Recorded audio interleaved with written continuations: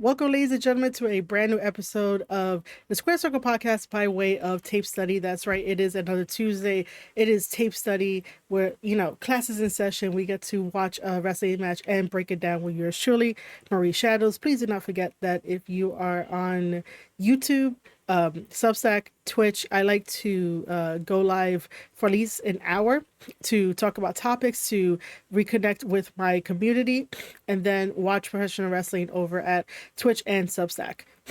Which, if you follow me over there, thank you so much. As a reminder, we do have YouTube memberships and sub chats available. And if you like a video after the fact as a VOD, you guys can send something of encouragement. They are called thanks. We also have the Twitch sub. If you have that Prime sub, that's free for you, free for me. So it's a win-win in both situations. And if you want to upgrade your free subscription on Substack, which is a newsletter, so I have a wrestling newsletter over at Substack. If you want to upgrade from a free to paid, that would be amazing. And also merchandise as well on my fourth wall. All links to be down in the description below. You will see this video on marieshadows.substack.com. So by all means, please go and subscribe on marieshadows.substack.com or Twitch as well. I like creating breakdowns for matches because I would like the wrestling community to appreciate professional wrestling just a little bit more. What we're going to be doing today, we're probably just going to be watching one match for me to break down. Originally, I was going to watch two matches, AJ Styles versus Finn Balor, because I think that needs to be broken down. It was really, really nice. But we are going to be watching Bullet Club War Dogs versus the Young Bucks with the Good Brothers at New Japan Pro Wrestling Resurgence. This is a first time watch. I did not watch this ahead of time. I do know the outcome. It is a stupid outcome, but we're going to watch it. We're going to react to it. I'm going to pause and I'm going to break down stuff. We're going to get right into the match where it starts. So I skipped all the entrances. I skipped all the introductions. And that's where we are going to start at. So without further ado, let's get started.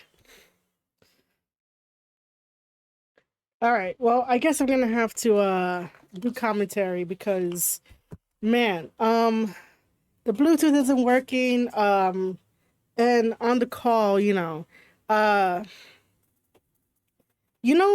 I hate, and I'm going to pause right there, is because I really do hate the fact that we have Bullet Club War Dogs, right? Which is getting very hot, very popular.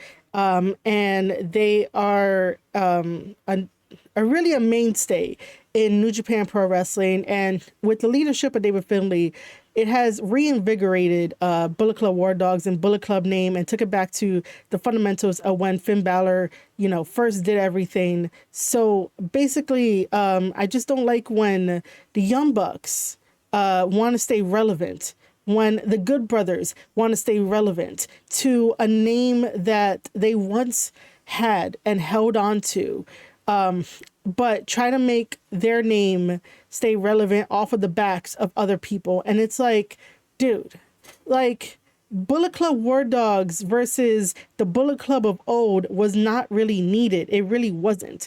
And then to do this whole thing of like, yo, let's Too Sweet, when Bullet Club War Dogs has changed the Too Sweet from this to basically going back of the hand to back of the hand. It's one of those things of like, get with the times. I understand you supposed to show some old school kind of stuff, trying to mix in with the new stuff, but it just doesn't work. It's so annoying that that happens. So in this match we have Gabe Kidd, Clark Connors, David Finlay, and Gato taking on Young Bucks and Good Brothers, and right now it's spilling onto the floor. It is a chaotic mess. Luckily the fans, hopefully the fans will be okay and nobody goes after the fans. But yeah, this is Bullet Club tactics. You start out on the floor, and you end up, using everything. It's chaos. You Bullet Club tactics. I created that term back when Jay White was there, and it's like it's very dangerous to use the outside to your advantage, because that's what Bullet Club thrives off of. Bullet Club thrives off of taking the opponent off of their game, because essentially a wrestler is supposed to keep it in the ring, keep it traditional, especially in New Japan Pro Wrestling, and keep it there where it's like collar and elbow tie up, you shoot off into the ropes, you might do a headlock, you might do a wrist lock, and all of that. But here, Bullet Club don't play by those rules. Bullet Club does not play by a traditional wrestler's rule. They take it to the outside. They drag people along. They throw them into the barricade. They fight amongst the people, because that is, cheap shots, dirty shots, whatever you want to say. It's a test of strength. It's a test of might. Just like we're seeing here with Gabe Kidd going after the big LG, because that's what I remember him as. And of course, the Young Bucks, are going to be doing their spots. We're going to be seeing some of their spots probably.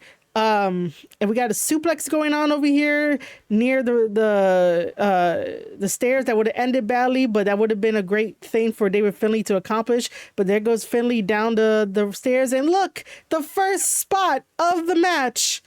Oh, first spot of the match. First spot of the match. It is like clockwork, ladies and gentlemen, like clockwork.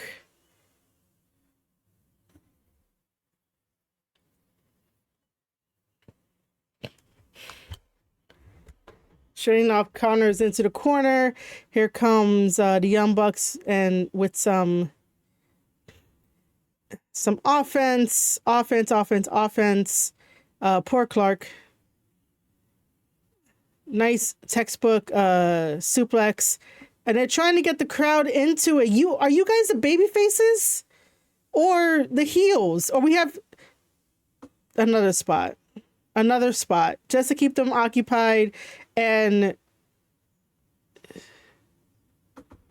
this is so odd.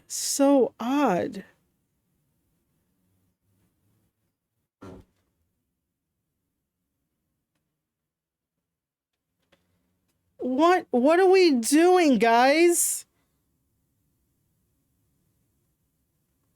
What are we doing?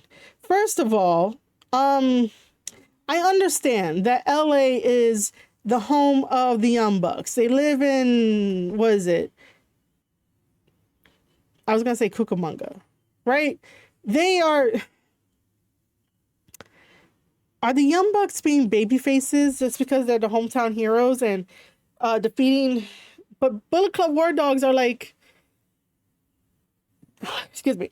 Bullet Club War Dogs are like in between heel and face, but people like them as being baby faces, and this little thing just buried them, just doing they got all their shit in. I say this all the time, that like wrestlers like the Young Bucks and those that implement what they do end up like wanting to get all their shit in. That was the perfect example of getting all their shit in, like doing the fast-paced stuff and doing the splashes onto the one wrestler that they have to beat up, and then run and jump and do another body splash to all the other wrestlers down so they can stay down, and they don't come in and help. And it's like, guys, what are we doing? It's supposed to be a give or take kind of sport. Now I know that later on in the match, the Bullet Club War Dogs are probably going to get like their licks back in, but that doesn't change the fact of like, why are you doing baby face shit? Like,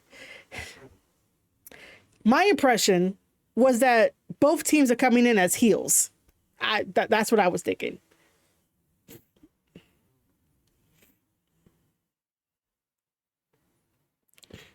And now we're going to single to do the Too Sweet. Nobody cares about Young Bucks and Good Brothers. Nobody cares. And they're like cheering as if like, oh my God. And of course, Bullet Club War Dogs come in, break it up, blah, blah, blah.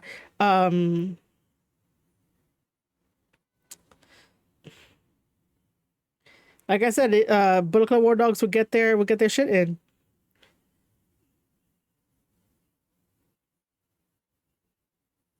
And now we do this, which is okay.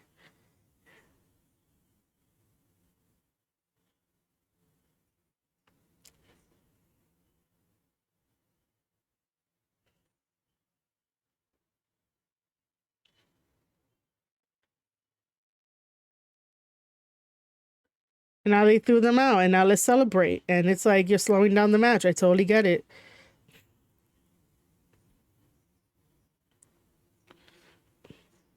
Back to the outside, back to using the guardrail, anything to their advantage.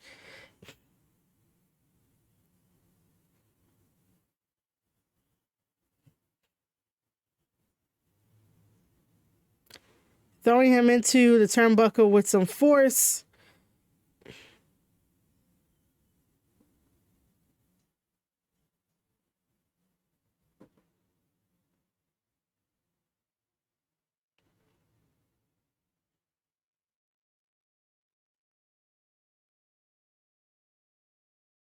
Now we get into the wrestling aspect of this. Throwing them into the Bullet Club corner. David Finlay right there with the foot. That was a very good thing to do right there. Tagging in Gato. And you see what David Finlay is doing? To me, that is a heel persona. Like, why are you gonna like dress similarly to your opponents and try to be the babyface? But, you know, I don't know, dude.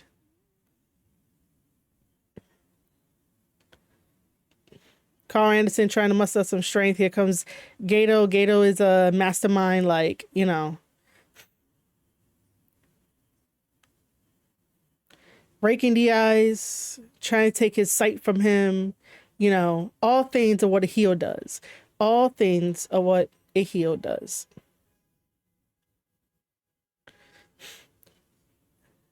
And now we get more slowing down the match. And, you know, this is a good tactic because, you know, I always say that if you're going to be doing like working on the body part, you could be working on that. If you take away a guy's eyesight, you have like a higher chance of winning the match. The same way that if you work on the arm, if you know that the wrestler that you are wrestling relies on their muscles in the upper body part in their arms, and if you work on one of their arms, they're not going to have enough strength in order to complete their finisher. If you work on their legs, they're not going to have enough strength in their legs to maybe complete a finisher and or have the core strength to pick somebody up, throw somebody, and stuff like that. When you rake the eyes the way that Gato is doing right here, you basically you know, take away that vision, take away that they can't see, his blurriness. If they try to throw a punch, they might miss, they might trip. So the best bet right now is for Carl Anderson to go and tag out to either the Young Bucks or to Luke Gallows, whatever he's gonna be calling himself. But yeah, good tactic, good strategy. Young guys on the indies use it as a, you know, you being a heel.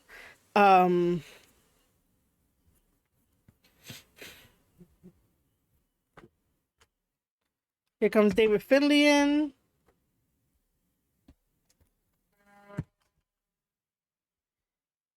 Regular stomps.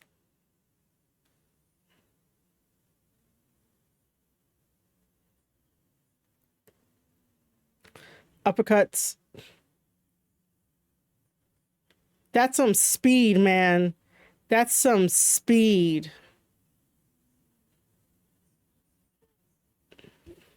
David Finlay, man, with the combinations and everything.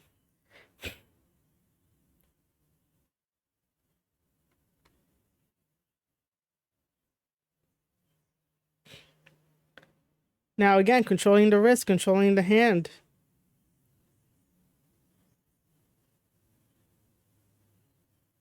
Now we're gonna do that, and I was gonna be like, oh, they're gonna be tag team moves, but Gabe Kidd is a legal opponent, is a legal guy. We're going to go back a little bit, and we're gonna hear what Gabriel Kidd has to say.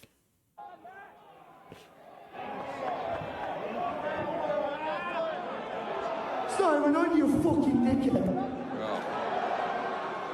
Well, what's this? Is it 2013 again? When these 40-year-olds are still cool? Come on, man. Oh, the young bucks. The young bucks. Oh, I'm gonna start a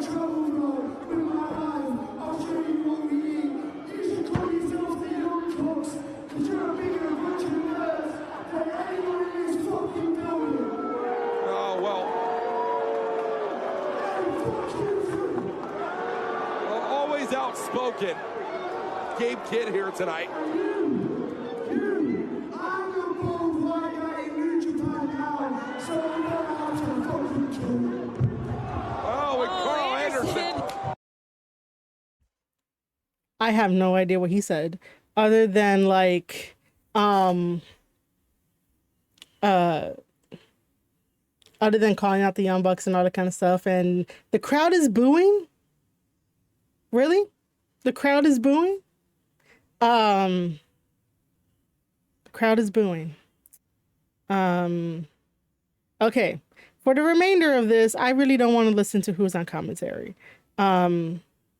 So we're just gonna continue it in silence. But I think that was a pretty interesting bit to have Gabe Kidd talk in the middle of the match.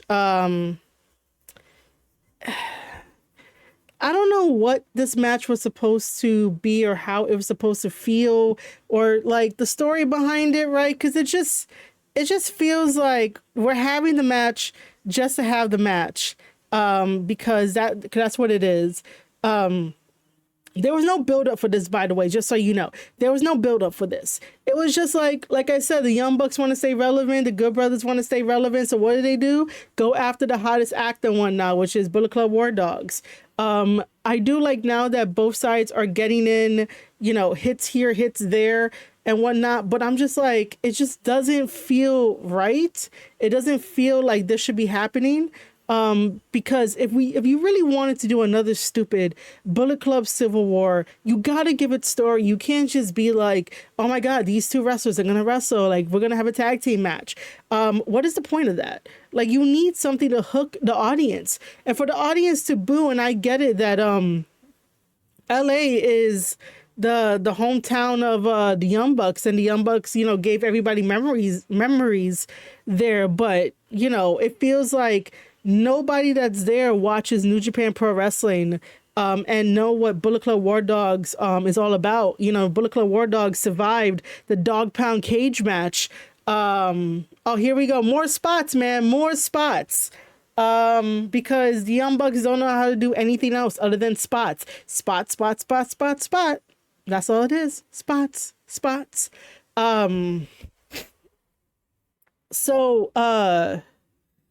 Yeah, man, spots. But I just feel like nobody in LA watches New Japan Pro Wrestling. They don't have a subscription to it, because then they would know that Bullet Club War Dogs is coming off of a victory over House of Torture in that cage match. But no, look at the Young Bucks. They all want to get their shit in. They all want to go 100 miles per hour. There's no breathing. There's no like, oh my God, let's let that rest. Let's let them sell this shit. No, we have to keep going from 0 to 100. And it's like, what are we doing?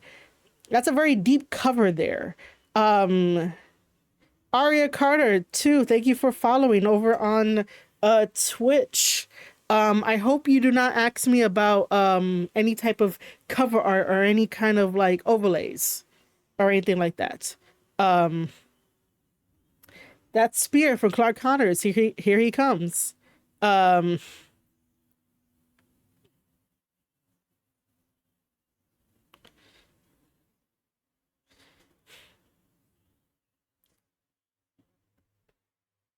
And like I said, more spots. Look at that, more spots. Super kick. Super kicks.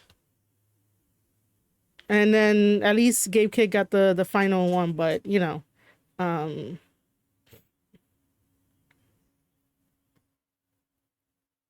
then these two giants are gonna that gunstone was okay. That gunstone was okay. And now we turn to our regularly scheduled programming.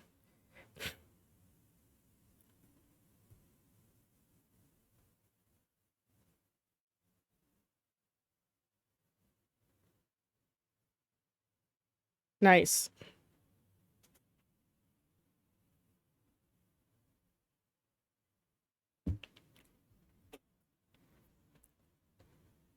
You have Bullet Club holding everybody out. Here comes Gato. with that clutch pin. That was only a 2 count, but come on. A gun stun? Dude, that gun stun looked bad. But not bad isn't like it was done wrong, just like, oh my god. Clark and David, man, have such wonderful chemistry. Oh my god, careful. Oh shit. Oh my god, we're gonna do the BTE trigger, right? Of course, because spots. Why not? Why not? Spots. I'm probably gonna rename this to like spots everywhere. You get a spot, you get a spot. You get a spot, you get a spot. Because that's exactly what this is. Oh my god, we're gonna do the indie taker. Oh, dude. Oh my god. Of course, because the Young Bucks go from 0 to 100. It doesn't matter about story. It doesn't matter about breathing. It's like, how many moves can I get in? Can I get in all my shit? Magic Killer. That looked pretty good. That's how it ends? With the Magic Killer on Gato? And some fans are happy. I can't see everybody else because they like to keep it dark and shit. Like, man.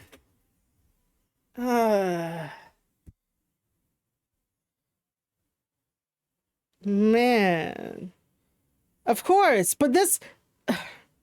Okay. Hold on. Let's go back to that fan. Let's go back to that fan in a second. Hold on.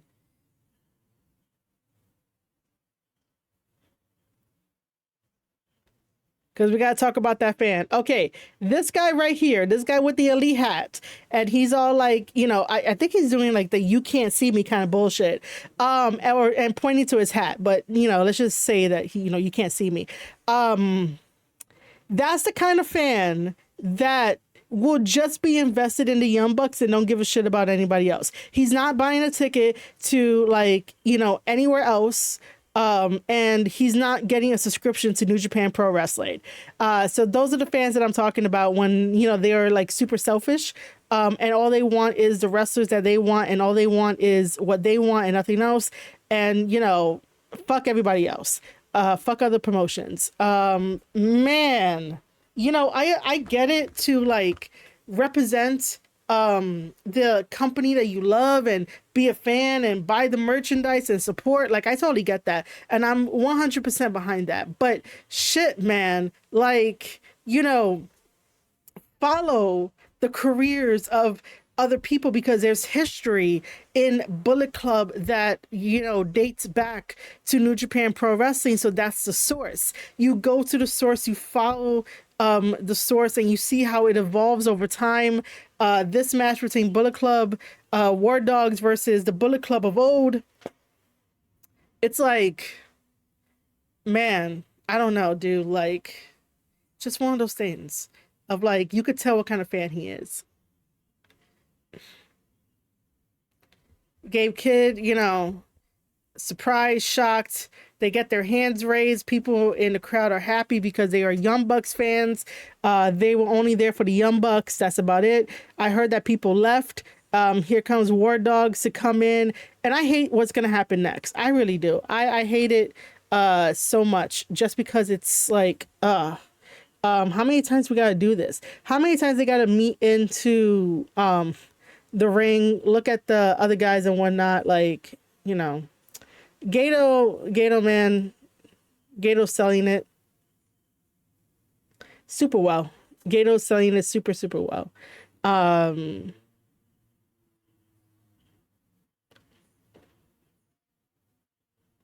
they're, you know, talking. You probably can't hear them anyway, but you know, they try throwing up the too sweet, and it's like, guys, move the fuck on from the way that they do it. I like the new way that Bullet Club does it, but you know, they all turn and they're all for themselves, which is a good thing. You know, fuck the other guys, because all they want to do is stay relevant.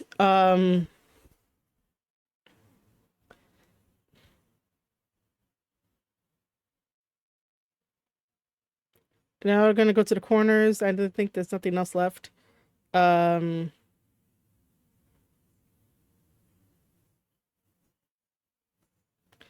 it's so stupid. So stupid.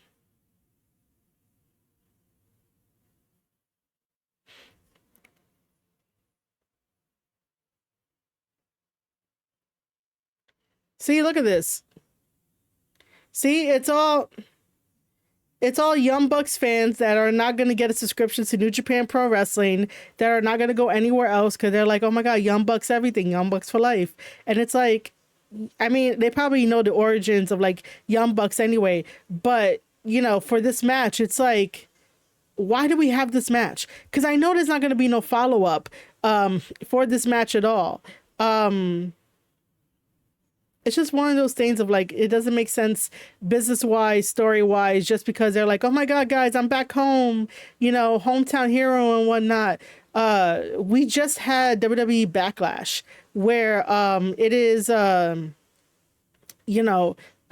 Orton in his hometown of St. Louis, and he didn't win against Cena. So it's like, sometimes you have to do what's best for business. Rather than like, what's best for themselves, because that's exactly what was happening for that. Let me just,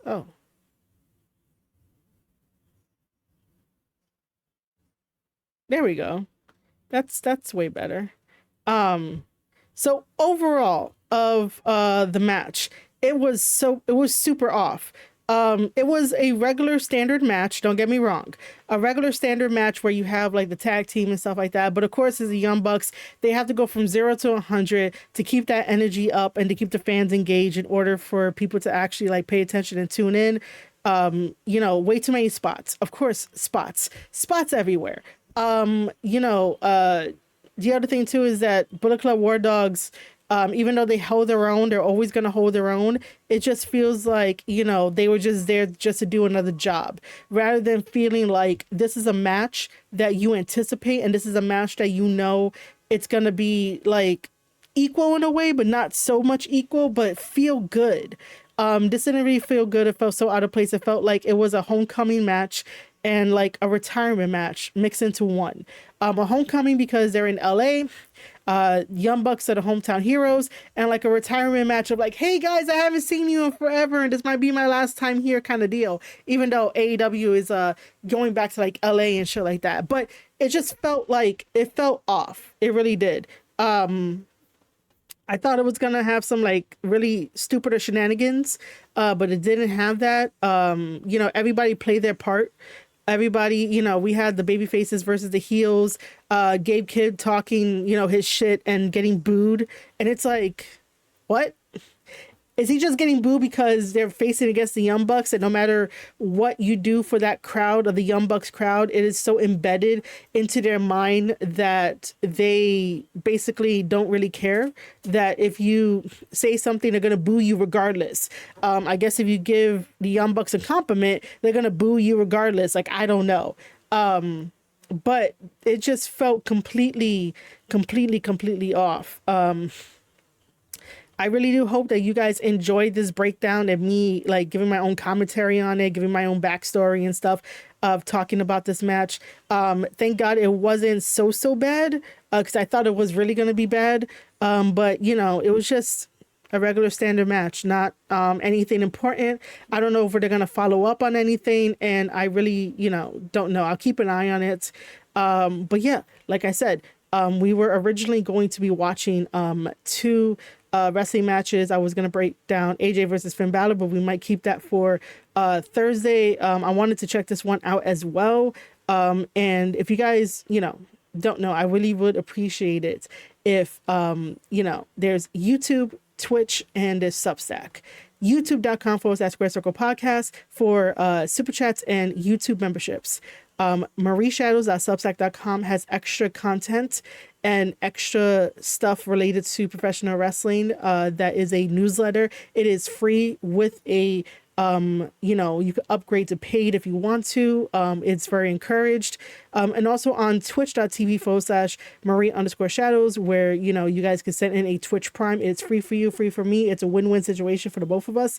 And I like to do tape study Tuesdays and Thursdays, where the first half is talking about like wrestling stuff, whatever I want to talk about with you guys before getting into the wrestling. And obviously the wrestling portion has to be moved over to Twitch and Substack, just because of, like, you know, copyright issues. Even though this is a very educational video, you know, copyright is not kind to us trying to educate professional wrestling fans, are just trying to educate in general about the match itself, talking about the history, pausing, talking about this, talking about that. This wasn't like so much of a technical kind of a wrestling match, because I like to do technical wrestling matches where I could break down, pause, and be like, hey, this is good for X, Y, and Z because of all this kind of stuff. But YouTube is not very kind for that, especially when their systems get alerted to stuff like that. This will be edited. This will be up on marieshadows.substack.com. So please make sure to sign up there, of course. And yeah, I will see you guys on the next one. I really hope that you guys enjoyed this one, and I'll see you guys on Thursday. It was lovely doing this. I hope you guys enjoyed, and I'll see you next time. Bye.